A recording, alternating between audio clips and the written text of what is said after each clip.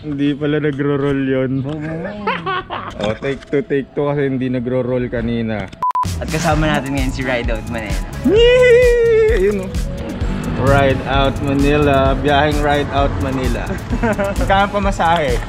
Ride Out Manila. 8 pesos lang po. 8 lang sa kanya, 9 ngayon. Hindi, pupunta tayo sa Bulacan para maglaro ng VR. Solid machine gun eh. Wala pa eh, aside from the daga! Actually, hindi ko alam ano yung VR eh. Virtual reality. Virtual reality. Pero laro ba yun? Hindi mo nakatala. Pag nasubukan mo yun, hindi ka nalalabas ng bahay. Game. Let's go!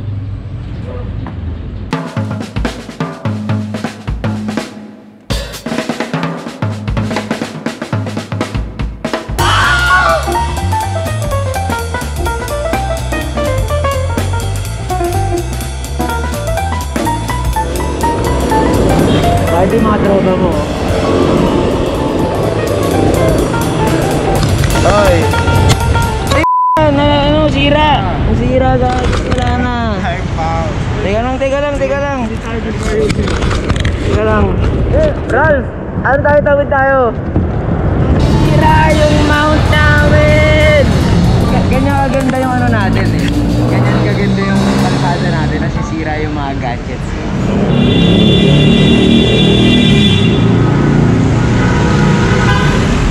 Pero ano no, madalas nag-drive ka naman ako umaga. Sanay ka naman Caloocan. Parang maganda yung mga ruta na inaano mo, di ba? BGC, Ortigas, Makati. Walang yardstick dito, 3-in-1 lang.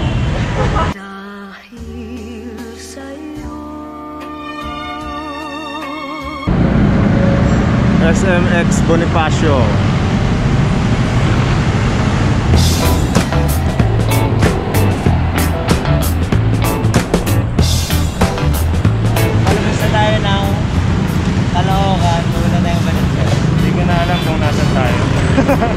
Nililigaw ka na natin.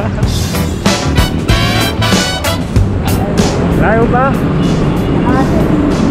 Kalahati pa lang yun. Lang yung kalahati yan. Layo na namin, kalahati pa lang yun. Ay, NLEX na to ah. May Kawayan, NLEX, Service Road, Mindanao Ave. Si Ralph. Baka mawala yun, taga-south yun eh. Ganda ng kalsada dito oh. Still is real! Grabe ang lupit oh! Ilang gulong na kaya nabutas dito? Pero gusto kong kunin to, papakilo ko. Ride Out Probinsya ka na, Ral. Ride Out Bulacan, here we go!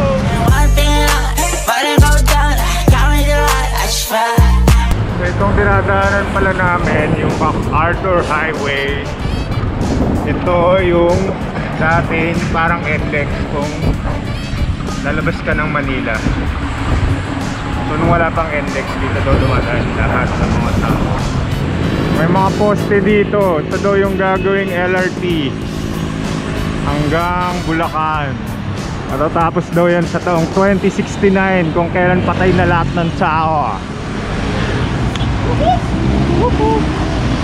Ano yung whoop whoop? Mula sa fixed gear scene, kasi diba sobrang small community ng fixed gear dati. Ayun, so parang batian ng mga pag may nakasalubong ka, uy, naka fixed gear, whoop whoop, hanggang sa na-apply na from fixed gear, nagpunta sa roadie, sa province. Pero yung general term na siya, parang hello fellow biker, whoop whoop is for everyone. Whoop whoop, whoop whoop, whoop whoop.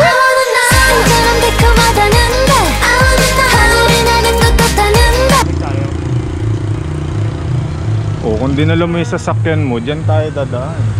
Eh, hindi magbabayad pa ako ng toll, di ba? Hindi pa ako nag-enjoy. Galit! Galit na galit! Lapit mo na pala sa NLEX. Ito pala si R. Hi, R. Oh, nagbibenta ako ng actually Oculus Quest 2. gusto ko mag-develop ng VR games or experiences na educational. Anything na educational. Kasi since pandemic nga, di ba?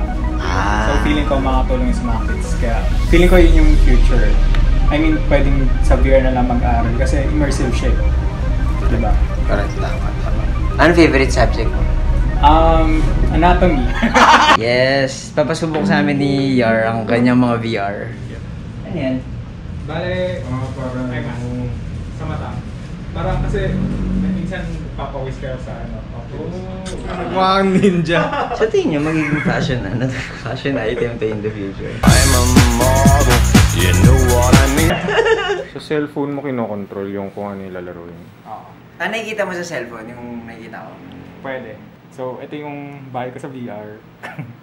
Ba't nasa space? Actually, pwede palitan yun eh. Ano nakikita mo, Lester? Ano, para siyang ano, fancy! Tatry natin yung Oculus from Craft Bar. Basically, maglalaro lang tayo. At first game na lalaruin ko ay Layers of Fear. Ano daw to eh, parang patwitams rom-com. So, ano bang goal ng game na to? Bakit duguan yung ano? Ba't duguan yung kamay? Tinatry kong buksan yung pinto, pero hindi ko siya mabuksan. Yan. Uy! May daga! Okay, so may piano. Uy, tumutugtog.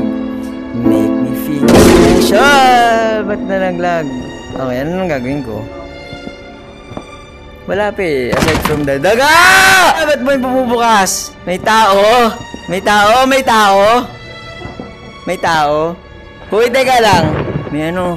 May bola. May, okay. Yan, nabuksan ko. Yan, nakakatakot ba ito dapat? Kanina ka pa ang natatakot eh. Guys, pwedeng ano, iba naman. Hello. Solid machine gun eh. Say hello to my little friend. Wait, nahihilo na ako. Maglalaro tayo ngayon ng Beat Saber. And sa Beat Saber, we're gonna play BTS songs. Woo! Sasayaw tayo ng Boy With Love featuring Halsey. Downloading. Shibal. Dahil dito mukhang magiging army na rin ako. Mukhang mas K-pop pa ako sa'yo. Sisiw naman ito. Ba't ang baba ng score ko? Eh, kasi hindi ka marunong eh. Puro BTS ba to? Ano sa 7 mo? BTS.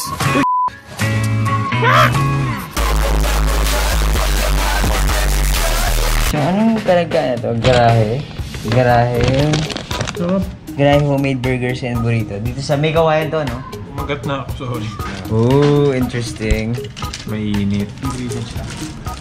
Kamusta ang burrito? Kaya hindi pa umabot dito sa may laman eh. Unang kagat, tinapay. May beans, tapos may lasa ng cumin. Masarap yung Pero try natin na may, ano yung nilagay niya?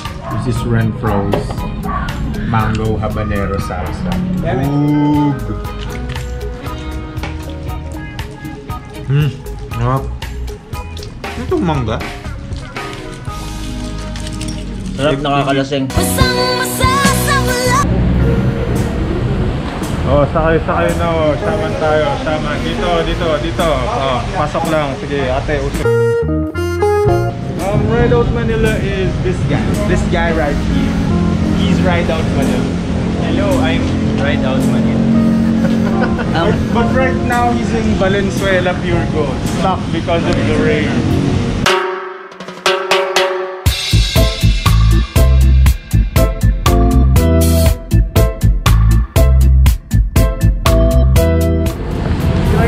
Pagkatapos ng lahat ng experience natin, bago tayo bumalik sa kanya-kanya nating mga aktibidad, ay nabutasan ng interior. So, nasa vulcanizing shop tayo dito sa MacArthur Highway sa Valenzuela.